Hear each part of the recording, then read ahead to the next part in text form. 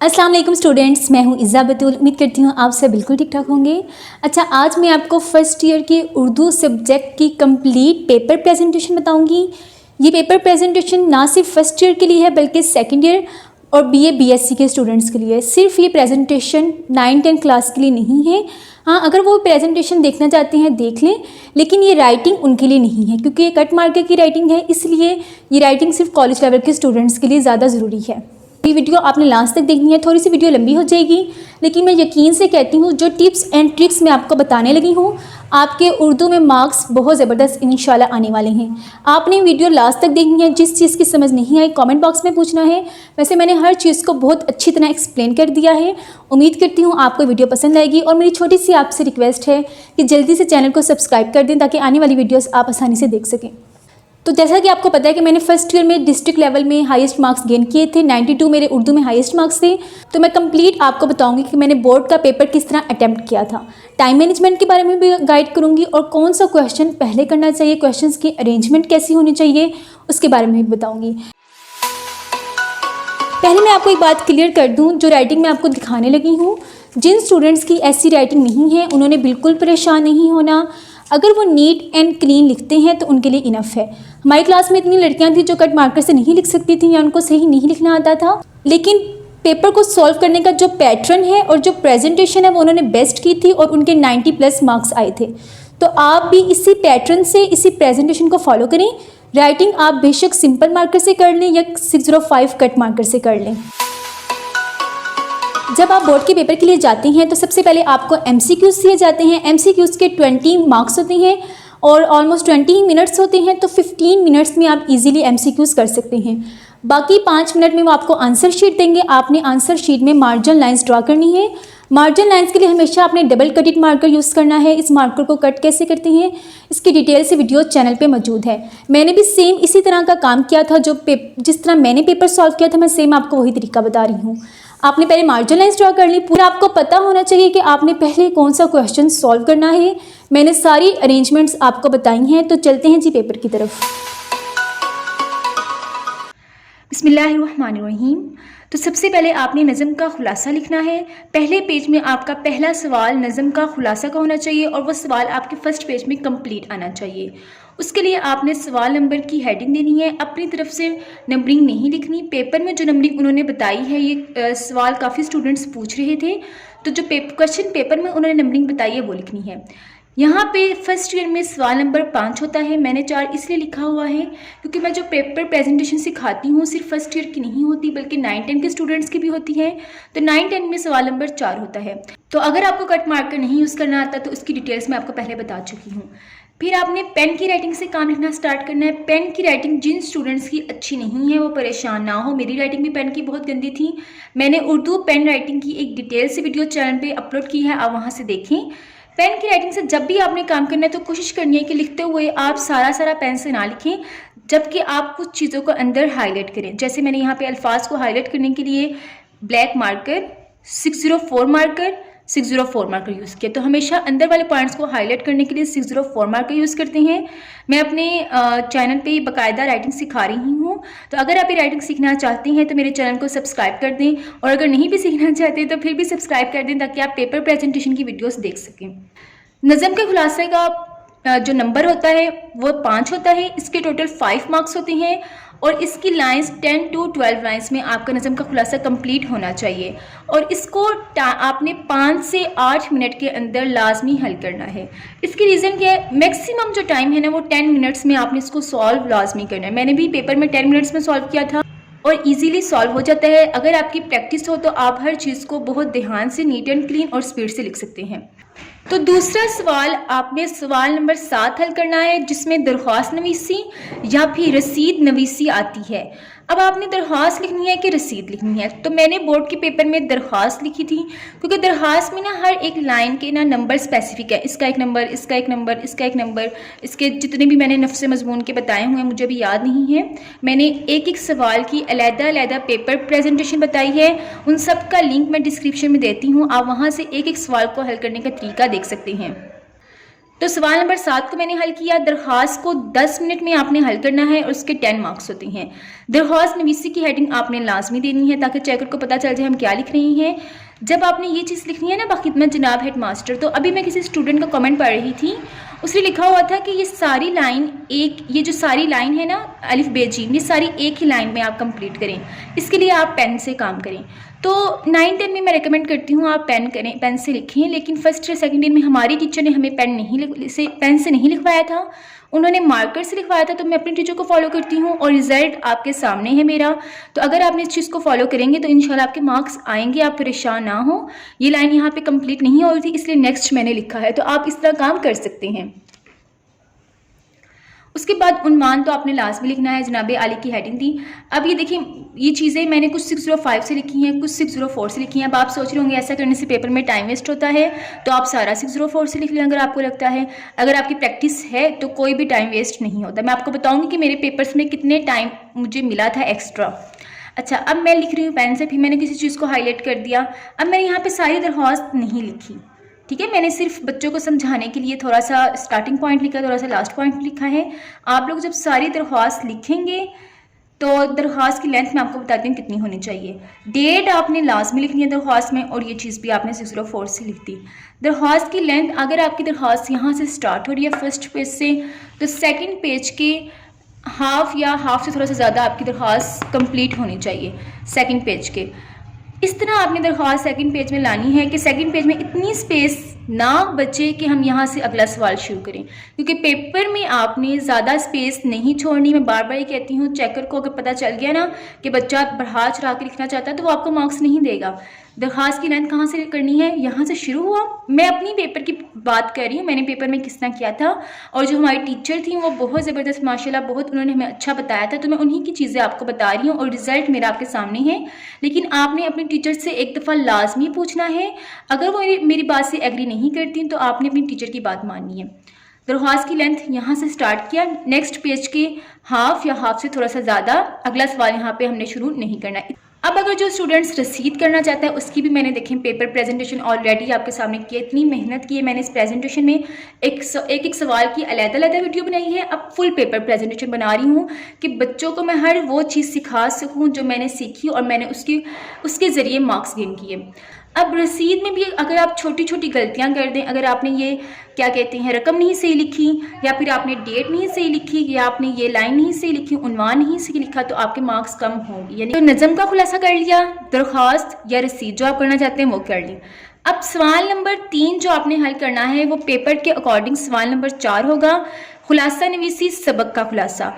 सबक का उन्वान आपने लाजमी देना है मुसन्निफ का नाम। अब कुछ हेडिंग होती हैं सनफ़े अदब और माखज़, कुछ लोगों को पता होगा, कुछ को नहीं पता होगा, तो मैं बता दूं। सिनफ़े अदब का मतलब है कि अदब की कौन सी किस्म है, यानी कि जो हमारा सबक है वो नावल है, वो सवाने निगारी या कुछ भी अदब की क्या किस्म है। और माखज़ है कि सबक को किस किताब से लिया गया, मुसन्निफ की कौन सी किताब है जहाँ से इस सबक को लेके लिखा गया है। तो वो जो चीज़ें हैं उसके मार्क्स पेपर में नहीं होते। बोर्ड के पेपर में सिर्फ सबक के उन्वान और या फिर मुसन्निफ के नाम के मार्क्स होते हैं। तो आपने वो चीज़ें एक्स्ट्रा हैं, अगर आप लिखना चाहते हैं तो लिख दें। लेकिन अगर आप सिनफ़े अदब और माखज़ लिखना चाहते हैं तो कभी भी उसको खुलासा नवीसी में ना लिखें, उसको तशरीह वाले सवाल में लिखें। क्योंकि तशरीह का पहले ही मतलब है एक्सप्लेन करना, वजाहत करना, अबारत की तशरीह करना, तो उसमें आप लिखें। खुलासे में आप सिनफ़े अदब और माखज़ ना लिखें, उसके मार्क्स वैसे ही नहीं होते। मैंने भी पेपर में खुलासा नवीसी में नहीं लिखा था। अब ये सारा मैंने 605 मार्कर से किया है, नहीं आता 605 से तो 604 से लिखें। अब जब भी आपने लिखना है पेन से, मैंने पहले भी बताया, चीज़ों को आपने, मैं बार बार कह रही हूँ, मेहनत को आपने ज़ाया नहीं करना। पेन से आप इतना प्यारा लिख के आ रही हैं, चेकर आपका वर्ड टू वर्ड नहीं पड़ेगा, उसको आपने मजबूर करना है कि वो पेन की राइटिंग को देख के इम्प्रेस हो। तो आपने चीज़ों को हाईलाइट लाजमी करना है। 604 मार्कर से हमेशा हाईलाइट करें। देखिए कितना खूबसूरत लग रहा है, मैंने हाईलाइट किया हुआ है, इस तरह आपने हाईलाइट करना है। और खुलासे को आपने पैराग्राफ की फॉर्म में और मुख्तसर लिखना है। अब चलते हैं जो खुलासे के मार्क्स की तरफ। खुलासे में 10 मार्क्स होते हैं, इसको आपने 2 से 2.5 सफ़ात में कंप्लीट करना होता है। अब 2 से 2.5 सफ़ात का मतलब है first page, second page, third page आपका हाफ। इतना आपका सबक का खुलासा होना चाहिए, इनफ है।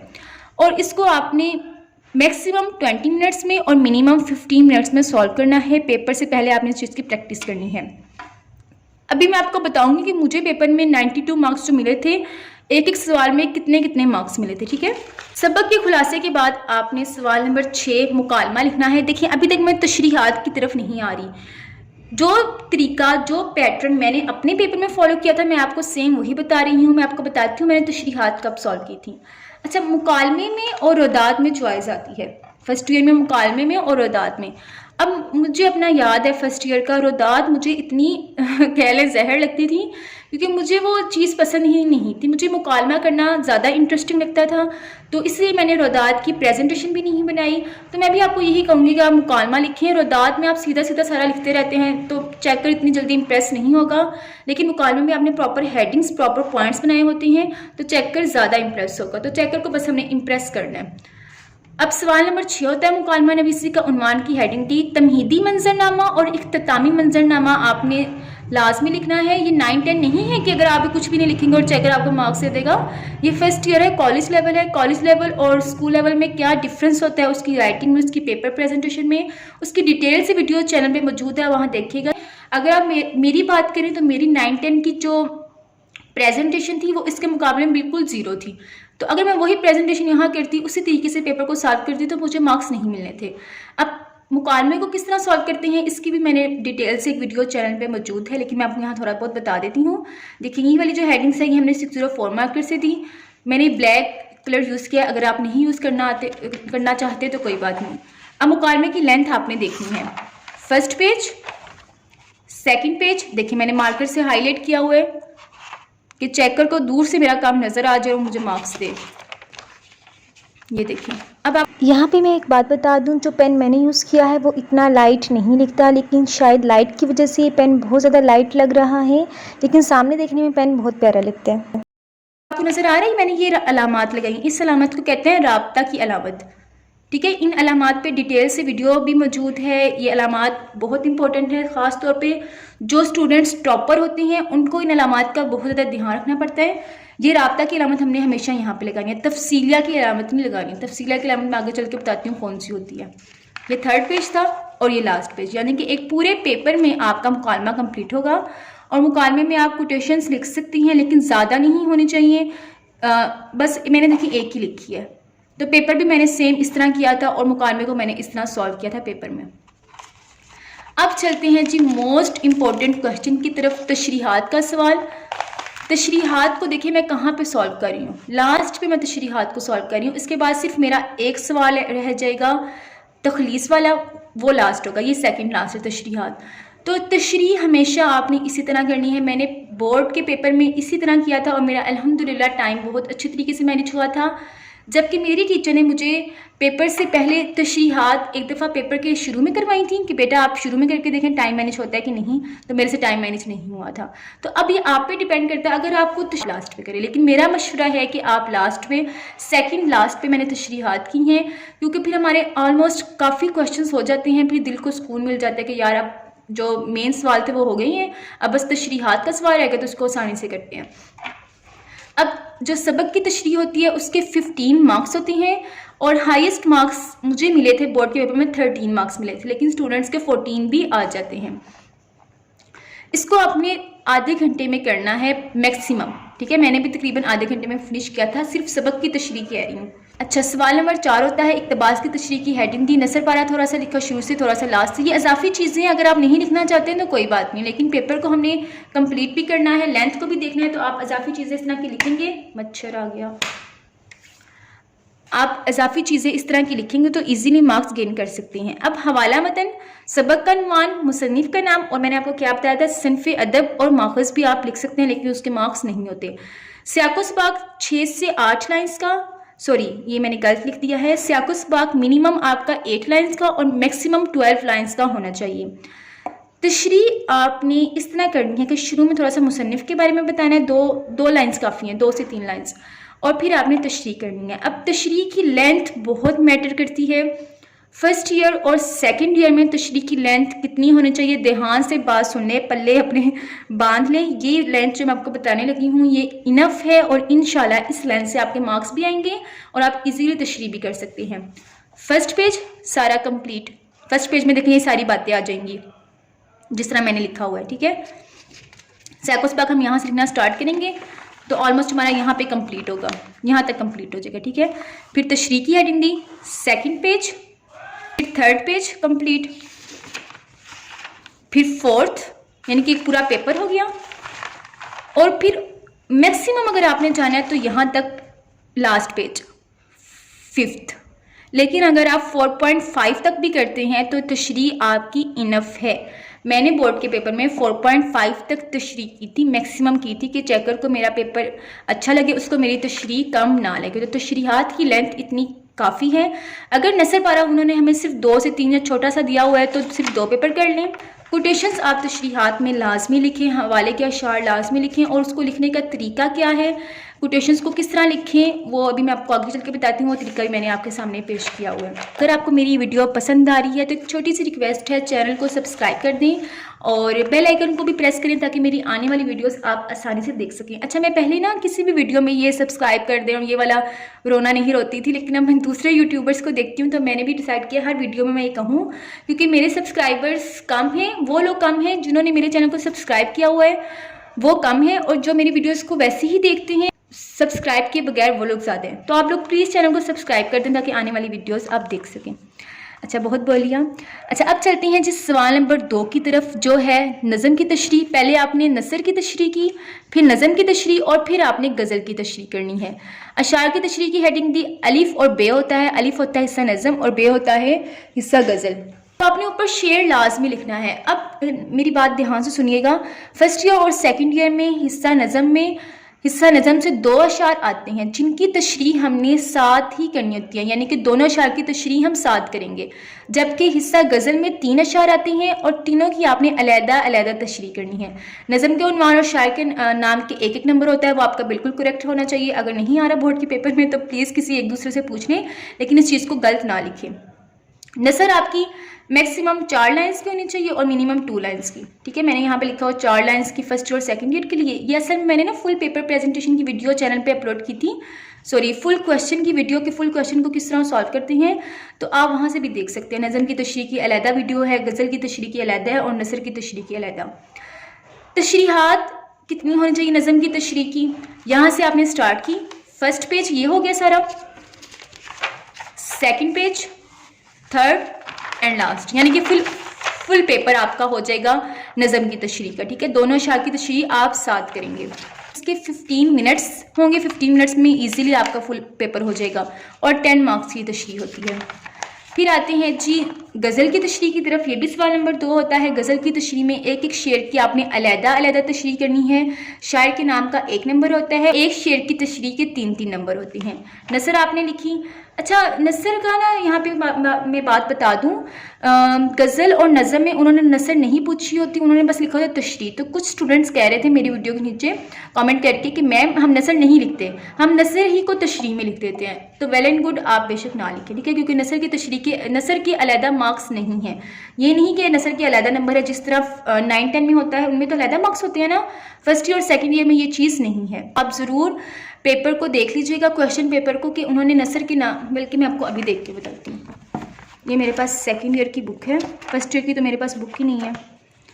ये देखें, ये सवाल आया हुआ है, अशार की तशरीह कीजिए, शायर का नाम और नज़म का उन्वान। अशार की तशरीह कीजिए, शायर का नाम। उन्होंने हमसे नसर नहीं पूछी, तो जो चीज़ वो नहीं पूछते उसके अलहदा मार्क्स नहीं होते। देखें यहाँ पे उन्होंने बताया हुआ है 1 नंबर नज़म का उन्वान, 1 नंबर शायर का नाम और 8 नंबर तशरीह के। 1 नंबर शायर का नाम, बाकी 3-3 नंबर तशरीह के। मफ़हूम या नसर के अलहदा मार्क्स नहीं हैं, तो आप बेशक मफ़हूम और नसर ना लिखें, आप मफ़हूम और नसर को तशरीह में ही लिख दें। अब तशरीह में शुरू में आपने शायर की 2-3 बातें लाजमी बतानी है। अब गज़ल की तशरीह की लेंथ कितनी होनी चाहिए? फर्स्ट पेज ये सारा आ गया, सेकंड पेज में हाथ, यानी कि 1-1 पेज आपका इनफ है। बल्कि मैक्सिमम तशरीह है गज़ल की, 1 पेज की तशरीह गज़ल के शेर की, 1 शेर की तशरीह इतनी मैक्सिमम है, ठीक है। इससे आप थोड़ी सी कम कर सकते हैं, लेकिन इससे ज़्यादा ना करें। फिर आपकी हो गई तशरीहात। आपकी तशरीहात के गज़ल की तशरीह के 10 मार्क्स हैं और उसको आपने 25 मिनट में कंप्लीट करना है। फिर जब आपकी तशरीहात हो जाएगी ना, तो आपके पास सिर्फ 1 सवाल रह जाएगा और आपको टेंशन नहीं होगी कि हमारे बाकी सवाल रहते हैं। तलखीस का सवाल बहुत इंपॉर्टेंट है, अगर आप इसमें थोड़ी सी तवज्जो देंगे ना तो आपके फुल मार्क्स इजीली आ जाएंगे। ये सवाल नंबर लास्ट होता है, तलखीस की फुल पेपर प्रेजेंटेशन डिटेल से तलखीस कैसे करते हैं और उसको क्या टिप्स एंड ट्रिक्स इनको फॉलो करके हम तलखीस में फुल मार्क्स ले सकते हैं, उसकी डिटेल से वीडियो चैनल पे मौजूद है, उसका भी लिंक मैं डिस्क्रिप्शन में देती हूँ। खैर यहाँ पे मैं आपको बस ऊपर से बता देती हूँ, आपने उन्वान की हेडिंग दी, 2 उन्वान लिखने हैं, इबारत लिखनी है। जो तलखीस हमने लिखी है वो कुल अल्फाज से 3 गुना कम होनी चाहिए। लाइक अगर कुल अल्फाज 100 है तो हमारी जो इबारत है वो 33 वर्ड्स की होनी चाहिए। तो आपने तलखीस इस तरह करनी है और तलखीस के लिए मैक्सिमम कितना टाइम आप लगा लेंगे? 20 मिनट्स। ये बहुत टाइम है तलखीस के लिए, लेकिन विदिन 10 मिनट्स आपकी तलखीस इजीली हो जाती है, या फिर 15 मिनट्स लगा लें। तो इस तरह मैंने पेपर को सॉल्व किया था। इस तरह पेपर को सॉल्व करने के बावजूद मेरे पास 5 मिनट्स बच गए थे, और बोर्ड के पेपर में, उर्दू के पेपर में 5 मिनट्स का बच जाना स्टूडेंट्स के लिए 1 घंटे से कम का नहीं होता। फिर उस 5 मिनट्स मैंने अपने सारे पेपर को एक दफ़ा देखा था कि मैंने कहीं पे, ये देखिए, ये तफसीलिया की अलामत है, ये राब्ता की अलामत है, ये मैंने गलत तो नहीं लगा दी, ये अलामत बहुत इंपॉर्टेंट है चेकर्स के लिए। ये मैंने कोसैन वावैन की अलामत गलत तो नहीं लगाती। तो आपने ये जो है ना नज़म कानमान और शायर का नाम, इसको आपने कॉमास में नहीं लिखना, ठीक है। मैंने अपनी एक वीडियो में एक गलती की हुई है, तो ये कॉमास में आपने नहीं लिखने। अब चलते हैं जी कोटेशंस वगैरह को लिखने का तरीका। जो तशरीह में हमें किसी चीज़ को फरमान लिखना है या कुरान मजीद का तर्जमा लिखना है या कोई को लिखना है तो उसको लिखने का ये तरीका है। फरमान आ गया, कुरान मजीद के कोई अरबिक लैंग्वेज आपने लिखनी है, अरबी ज़ुबान लिखी, नीचे लाइंस लगाई, ऊपर नीचे तर्जमा लास्ट में लिखा। सिर्फ तर्जमा लिखना है, उसको लिखने का ये तरीका है। कोई हदीस है जिसका तर्जमा ज़्यादा लंबा है, उसको लिखने का ये तरीका है, शुरू से 604 मार्क है, फिर पॉइंटर। ब्लैक जिनके पास नहीं है, जिनको अलाउ नहीं है, तो वो ब्लू यूज़ करें। तो इस तरह आपने सारा पेपर सॉल्व कर लेना है। मेरा 1 नंबर कटा था, मुझे 4 मार्क्स मिले थे। दरख्वास्त में मुझे 9 मार्क्स मिले थे, रसीद मैंने की नहीं थी। और सबक के खुलासे में मुझे मिले थे 9 मार्क्स, मुकालमे में भी मुझे 9 मार्क्स, यानी कि चेकर ने मेरे एक नंबर हर सवाल में इन्होंने काट दिया था। और नसर की तशरीह में मुझे मिले थे 13 मार्क्स, 2 मार्क्स मेरे यहाँ पे कैंसिल हुए थे। उसके बाद नेक्स्ट क्वेश्चन था, नज़म की तशरीह में मुझे 9 मार्क्स मिले थे, गज़ल की तशरीह में भी 9 मार्क्स मिले थे, और तलखीस में मुझे फुल मार्क्स मिले थे, और MCQs में मेरे फुल थे। तो टोटल मिला के मेरे 92 मार्क्स बने थे। तो इस तरह जिस तरह मैंने आपको पेपर बताया है, मैं गारंटी से कह सकती हूँ अगर आप इन टिप्स एंड ट्रिक्स को फॉलो करेंगे तो आप उर्दू में बहुत अच्छे मार्क्स गेन कर सकती हैं फर्स्ट ईयर और सेकंड ईयर में। अगर आपको वीडियो पसंद आई है तो जल्दी से इस वीडियो को लाइक कर दें और चैनल को सब्सक्राइब कर दें ताकि आप आने वाली वीडियोस देख सकें। अपना ढेर सारा ख्याल रखें, दुआओं में याद रखें। अल्लाह हाफिज़।